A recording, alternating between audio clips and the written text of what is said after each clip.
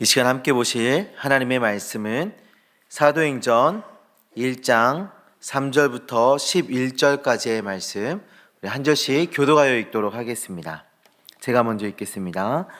그가 고난 받으신 후에 또한 그들에게 확실한 많은 증거로 친히 살아계심을 나타내사 40일 동안 그들에게 보이시며 하나님 나라의 일을 말씀하시니라. 사도와 함께 모이사 그들에게 분부하여 이르시되 예루살렘을 떠나지 말고 내게서 들은 바 약속하신 것을 기다리라. 요한은 물로 세례를 베풀었으나 너희는 몇 날이 못되어 성령으로 세례를 받으리라 하셨느니라. 예수께서 이렇죠. 이르되 주께서 이스라엘 나라를 회복하심이 이때니까 하니 이르시되 때와 시기는 아버지께서 자기의 권한에 두셨으니 너희가 알 바 아니요 오직 성령이 너희에게 임하시면 너희가 권능을 받고 예루살렘과 온 유대와 사마리아와 땅끝까지 이르러 내 증인이 되리라 하시니라. 이 말씀을 마치시고 그들이 보는데 올려져 가시니 구름이 그를 가리어 보이지 않게 하더라. 올라가실 때 제자들이 자세히 하늘을 쳐다보고 있는데 흰 옷 입은 두 사람이 그들 곁에 서서 같이 읽습니다. 이르되 갈릴리 사람들아 어찌하여 서서 하늘을 쳐다보느냐. 너희 가운데서 하늘로 올려지신 이 예수는 하늘로 가심을 본 그대로 오시리라 하였느니라. 아멘. 제가 며칠 전에 그 조명으로 예쁘게 꾸며져 있는 그런 공원, 정원 이런 곳에 다녀온 적이 있습니다.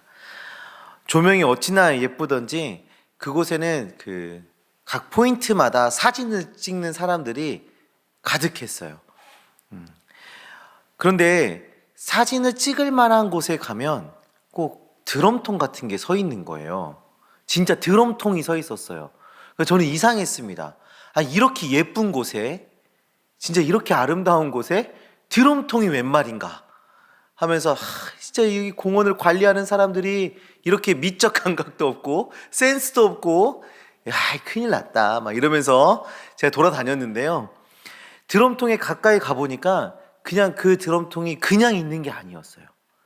그 드럼통에 핸드폰 거치대가 있었습니다.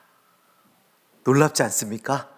그 드럼통 위에 핸드폰 거치대에 내 핸드폰을 올려놓으면 가장 좋은 구도, 그 가장 좋은 각도에 맞춰서 사진이 그냥 찍어지는 거예요. 거기를 각도를 다 맞춰놔서 포토존 앞에다 이렇게 드럼통에다 이렇게 세워놓은 겁니다. 처음에는 흉물스러웠어요. 이 미를 망치는 이 암적인 존재와 같은 그런 것처럼 드럼통을 쳐다봤는데 시간이 좀 지나니까 드럼통만 찾고 있습니다. 제가 드럼통을 찾아야 사진을 찍을 수 있으니까 드럼통만 찾고 다녀요. 심지어는 거기에 메인이 되는 장소가 있었어요. 거기 막 시간마다 이렇게 라이팅, 불빛 쇼도 하고 조명 쇼를 하는 그런 메인 장소가 있는데 거기서 사진을 찍고 싶은데 왜 여기는 드럼통을 안 놨냐, 제가 이러고 있었습니다. 흉물스러워 보였던 경관을 망치는 것처럼 보였던 그 드럼통이 완전히 바뀌어지는 순간이었습니다. 성도님들, 이 드럼통 같은 존재가 꼭 우리의 모습 같지 않습니까? 죄로 인해서, 죄악으로 인해서 무가치하고 죄로 인해서 참 쓸모없어 보이는 그런 우리가 하나님께서 함께하여 주시고 하나님께서 우리에게 사명을 주시고 우리가 서 있는 방향과 우리의 시선과 우리의 행실을 인도하실 때 참 가치 있는 그 삶을 살아가게 되는 이 성도의 삶과 매우 닮아 있지 않습니까?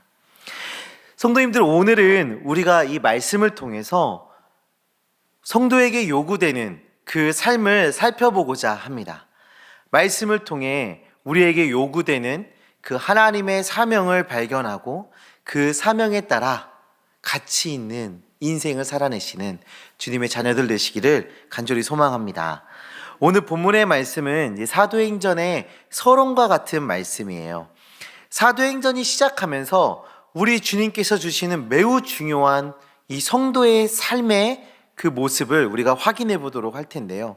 우리 주님의 말씀을 하나하나 살펴보면서 우리가 그 말씀을 찾아보도록 하겠습니다. 우리가 4절에서 5절까지의 말씀을 보시면 우리 주님의 첫 번째 말씀이 나오고 있는데요. 예수님께서 예수님을 따르는 그 제자들에게 무엇을 지금 말씀하고 계십니까? 우리 4절 5절 말씀을 한번 다 같이 보실까요? 다 같이 봅니다. 사도와 함께 모이사 그들에게 분부하여 이르시되 예루살렘을 떠나지 말고 내게서 들은 바 아버지께서 약속하신 것을 요한은 물로 세례를 베풀었으나 너희는 몇 날이 못되어 성령으로 세례를 받으리라 하셨느니라. 아멘. 우리 주님께서 그 사도들을 불러 모으시고 말씀하십니다. 아버지께서 약속하신 것을 기다리라. 아버지께서 약속하신 것이 무엇이죠? 5절에 그 정체가 밝혀지는데 성령 하나님이십니다. 우리 예수님께서 요한복음 14장에서도 이런 말씀을 하세요. 내가 아버지께 구하겠으니 그가 또 다른 보혜사를 너희에게 주사 영원토록 너희와 함께 있게 하리니. 우리의 보혜사 되시는 예수 그리스도께서는 이제 성부 하나님 곁으로 가셔야 했습니다. 그래서 우리 주님께서 구하시고 우리 아버지께서 우리에게 약속해 주셨습니다. 또 다른 보혜사, 진리의 영, 그 성령님을 우리에게 보내주실 것을 약속하십니다. 이 성령님은 우리에게 하나님의 말씀을 깨닫게 하시고 기억하게 하셔서 우리로 하나님의 백성으로 하나님의 은혜 아래서 살아갈 수 있도록 도우시는 분이십니다. 우리 주님은 우리에게 이 성령을 받으라 말씀하고 계십니다. 무엇을 위해서 성령을 받으라 이렇게 말씀하지 않으셔도 이 성령을 받아야 한다는 것이 사도행전을 시작하는 그 첫 번째 우리 주님의 첫 번째 말씀이라는 것을 본다면 그것이 얼마나 중요한 것인지 우리에게 다가오지 않습니까? 그것은 우리의 사역과 우리에게 주어지는 어떠한 사명의 시작은 성령 충만이다 라고 지금 우리에게 말씀해 주고 있는 것입니다. 제가 이전에 대학생 때 찬양팀에서 학교 찬양팀에서 활동을 했었는데요. 저희 찬양 인도자 리더님께서 저희가 상담을 하면 항상 상담의 결론은 이렇게 끝났습니다. 기도하자. 뭐 어려움이 있어서 가서 상담을 하면 그렇게 힘들구나. 기도하자. 좋아하는 이성이 생겨서 고민이 있어 가도 기도하자. 경제적인 문제도 기도하자. 그래서 몇몇 동기들은 우리 리더님 참 쉽게 상담해. 기도하자밖에 없어. 뭐 이렇게 얘기하는 친구들도 있었어요. 그런데 그 리더님과 함께 이제 거지순례 여행 같은 그런 수련회에 참여한 적이 있었는데 거기에서도 우리 리더님은 항상 얘기했습니다. 기도하자. 당장 먹을 게 없는데 기도하자. 잘 데가 없는데 기도하자. 아픈데 기도하자. 계속 기도하자 얘기하시는 거예요. 그런데 그 순간에는 아무도 우리 리더님은 상담을 쉽게 하는 분이야. 기도하자는 말밖에 하는 그런 말만 하는 분이야 라고 말하는 사람이 단 한 명도 없었어요. 왜냐하면 그 순간에 우리가 기도한 대로 우리가 바라는 대로 주님께서 응답하시고 보여주시고 인도해 주셨기 때문입니다. 성도님들, 지금 우리도 다른 상황은 아닙니다. 우리에게 문제가 생기고 우리에게 어떠한 사명이 우리에게 주어진다면 우리는 어떻게 해야 합니까? 기도해야 합니다. 하나님의 도우심을 구하며 기도해야 하는 겁니다. 우리의 보혜사로 우리를 돕는 자로 함께 하시는, 지금 이 순간에도 우리 가운데 임재하시고 동행하시는 그 성령님의 도우심을 구하며 기도하며 나아가야 하는 것이죠. 2023년도를 시작하는 첫 주일인데요. 또 우리 개인과 또 우리 교회에 굉장히 중요한 한 해가 될 것 같습니다. 오늘 주보 광고에도 나왔지만 교회 발전위원회가 조직이 됩니다. 우리 교회의 중장기적인 그런 중요한 결정들을 이제 하기 위해서 이제 그런 발전위원회가 이제 시작이 됩니다. 또한 직원 선출을 지금 계획하고 있습니다. 참 하나님의 마음을 시원케 해드리는 직원이 선출되고 주님의 마음을 깨달아 알아서 협력하여 하나 되어 이뤄나가는 그런 직원이 선출되어야 합니다.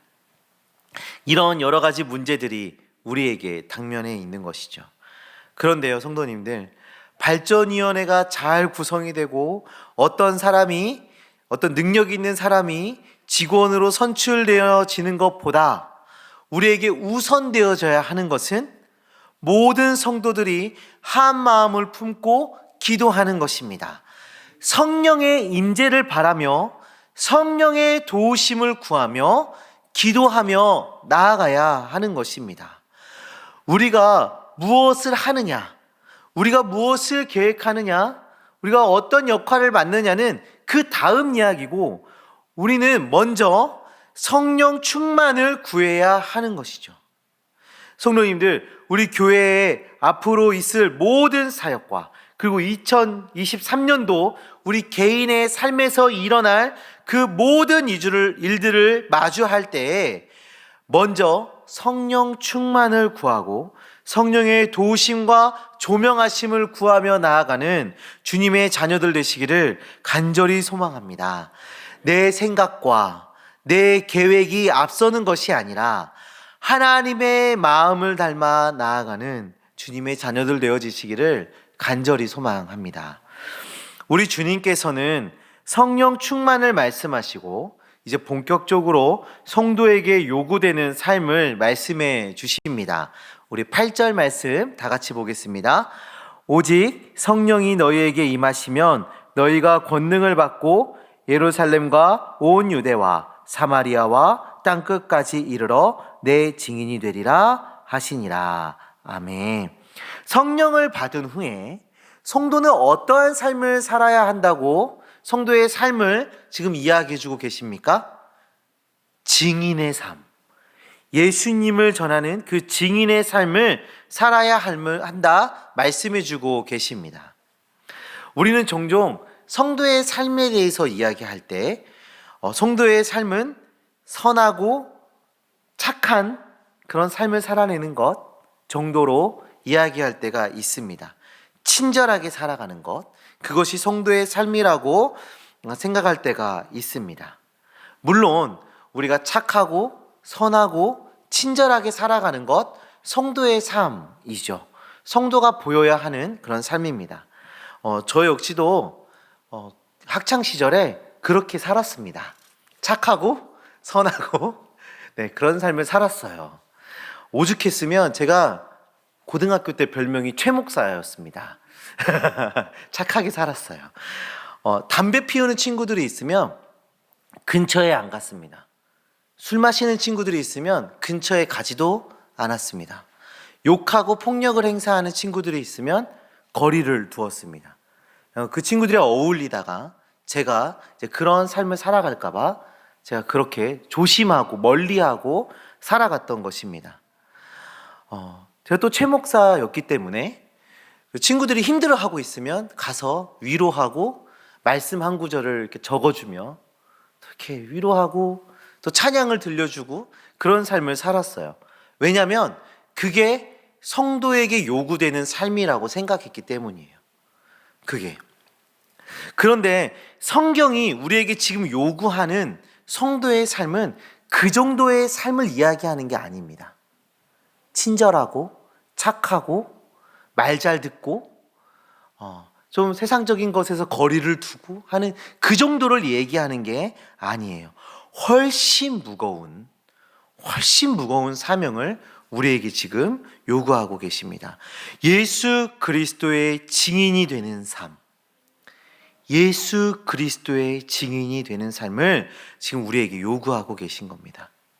3절의 말씀을 보시면 그가 고난을 받으신 후에 또한 그들에게 확실한 많은 증거로 친히 살아계심을 나타내사 40일 동안 그들에게 보이시며 하나님 나라의 일을 말씀하시니라.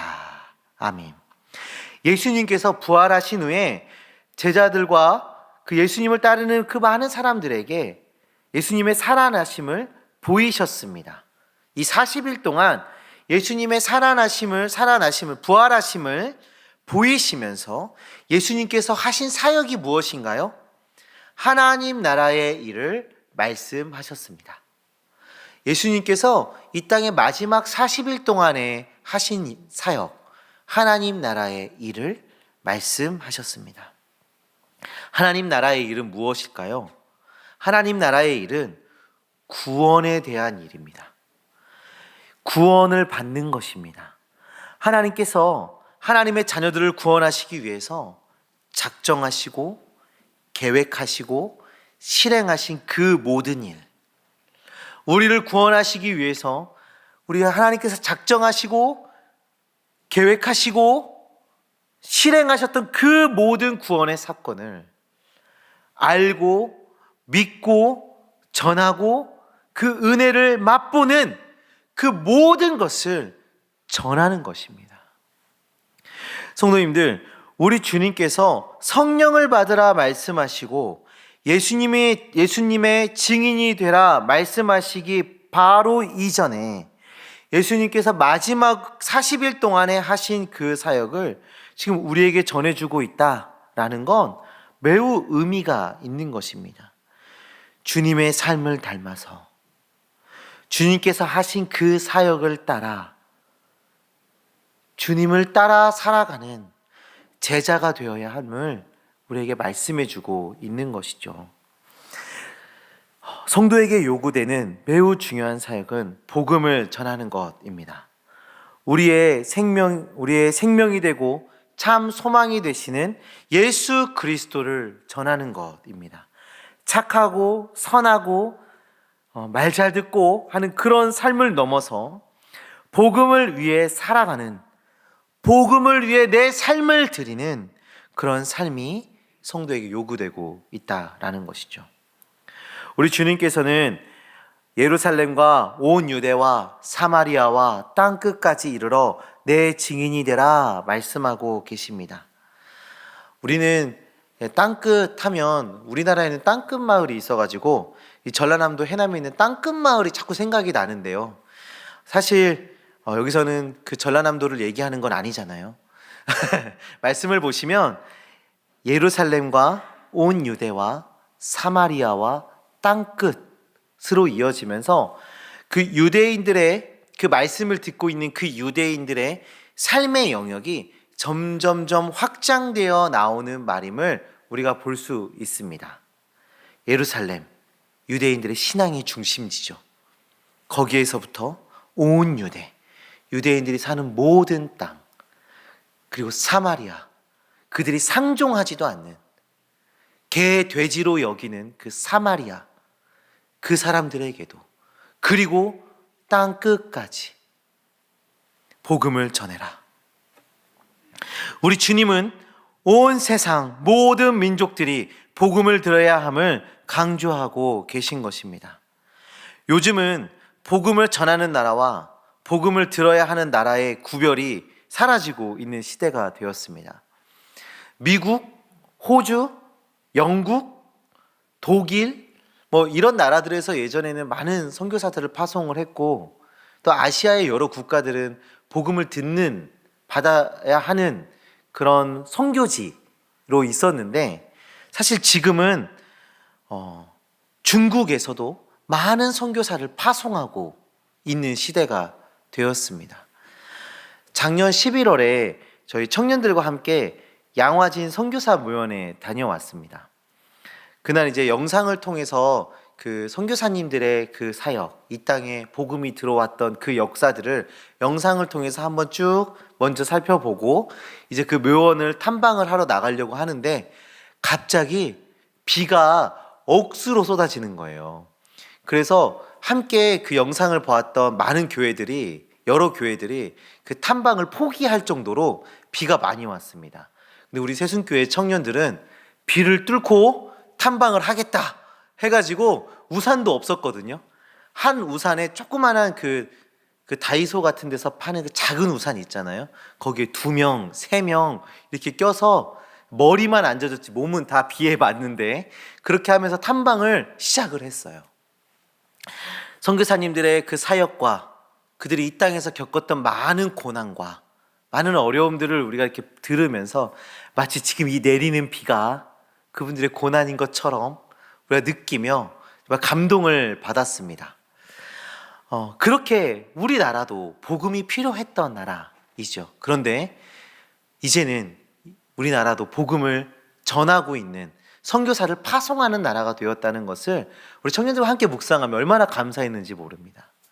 자, 이처럼 땅끝의 경계는 이제 사라졌어요. 땅끝은 복음이 있는 그곳에서 복음이 필요한 모든 곳으로 복음을 전하는 것을 이야기하는 것입니다. 이전에는 복음이 필요한 자였으나 복음이 들어왔다면 그 누구나 어느 곳에 있으나 복음을 전하는 전도자의 삶을 살아가야 하는 것입니다. 성도님들, 하나님의 사랑으로 복음을 들은 우리에게 우리 주님께서 요구하시는 삶은 그 사랑을 힘입어서, 그 복음을 힘입어서 복음을 전하는 자가 되는 것입니다. 내가 있는 그곳에서 복음을 전하시기 바랍니다. 또한 하나님께서 보게 하신 복음이 필요한 나라와 또 그 지역에 복음을 전하셔야 하는 것입니다. 2023년도 한 해를 시작하는 이 시점에 우리 각 개인과 우리 가정에 결단이 있길 바라는데요. 복음을 전하는, 선교하는 나, 우리, 그리고 우리의 가정이 되기를 결단하시기를 소망합니다. 비록 나는 그 아름다운 복음을 전할 수 있는 능력이 없지만, 비록 나는 그리스도의 향기를 풍기며 살아가는, 그리스도의 그 향기로운 향기를 삶으로 전할 수 있는 그 능력이 나에게 없지만, 예수 그리스도를 담대히 전할 그 용기도 나에게 없지만, 우리 주님이, 성령 하나님이 내 안에 임하시고 내 안에 역사하신다면 그것은 가능하게 될 것입니다. 우리 주님께서 내 안에 역사하시기에 우리의 연약함은 감춰지고 주님의 능력이 우리를 통해 드러나게 되는 것입니다. 그리고 우리를 통해서 복음이 전해질 것입니다. 사랑하는 성도님들, 한 해를 시작하며 성령의 충만을 간구하며 나아가시기를 간절히 소망합니다. 우리가 이 한 해를 시작할 때 많은 것들을 계획하고 많은 것들을 생각하고 또 준비하며 나아가겠지만 그 앞서 성령의 충만, 성령의 조명하심, 그 인도하심을 구하며 나아가는 주님의 자녀들 되어지시기를 소망합니다. 또한 우리 주님께서 우리에게 요구하시는 그 사명, 우리에게 요구하시는 그 삶, 복음을 전하는 증인의 삶을 거뜬히 살아내는 주님의 자녀가 되기를 간절히 구하시길 소망합니다. 우리 각 개인과 우리의 가정을 통해서 복음이 전해지고 주님께서 구원하시기로 작정한 그 영혼을 주님 앞으로 인도해내는 제자가 되기를 간구하시길 소망합니다. 저는 매일매일 기도하는 것이 있는데 우리 새순교회가 구원의 방주의 역할을 잘 감당하기를 기도하고 있습니다. 이 방배 지역이 많은 변화가 일어나고 있고 또 우리 지역에 복음이 필요한 많은 영혼들을 바라보면서 우리 새순교회를 통하여서 주님 앞으로 인도되어지고 우리 새순교회를 통하여서 주님을 만나고 새순교회를 통하여서 또 그들이 복음 전도자로 나아가기를 우리 함께 기도하고 또 하나님께서 그 일을 이루실 때 함께 감사하며 나아가는 우리 새순교회 되기를 소망합니다. 성령의 능력으로 가능하게 될 것입니다. 우리를 통해 복음의 능력이 나타나게 될 것입니다. 우리 이 시간에 함께 기도하셨으면 좋겠습니다. 이 시간에 우리가 함께 기도하실 때 주님, 성령님 나에게 임하여 주시옵소서. 성령님 우리 가정 가운데 임재하여 주시옵소서.